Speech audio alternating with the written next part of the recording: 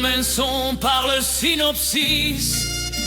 Sous le soleil californien, les ombres peuvent néanmoins s'approcher de quiconque, même du plus paranoïaque des hommes. Bob, vivant en marge du monde, cet ancien révolutionnaire, viva la révolution. Il traîne son chagrin et élève sa fille Willa.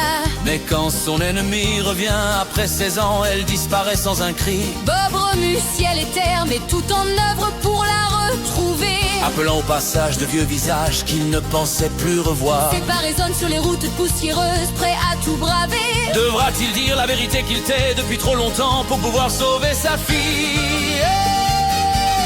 Est-ce là la véritable question du film? Me direz-vous? Je ne peux rien dire sinon que ce serait un spoiler. Maintenant, attaquons la critique. Sous le regard de Paul Thomas Anderson, la symbiose entre noir et lumière donne au cadre l'aspect d'une chanson visuelle.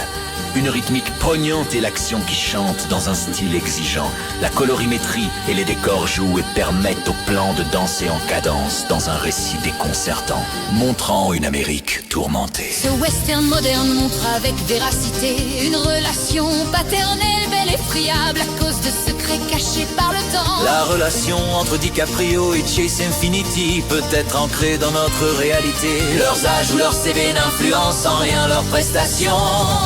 Viva la révolution! Ce film, tout comme les personnages secondaires, peuvent être drôles et profonds en même temps, capables de basculer d'un suspense tendu à des moments d'émotion brute. Combiné au style dansé riche de Paul Thomas Anderson, notre attention est en éveil sur les détails et les sous-entendus.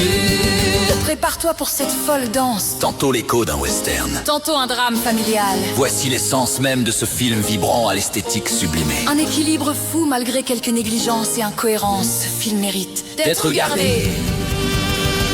Viva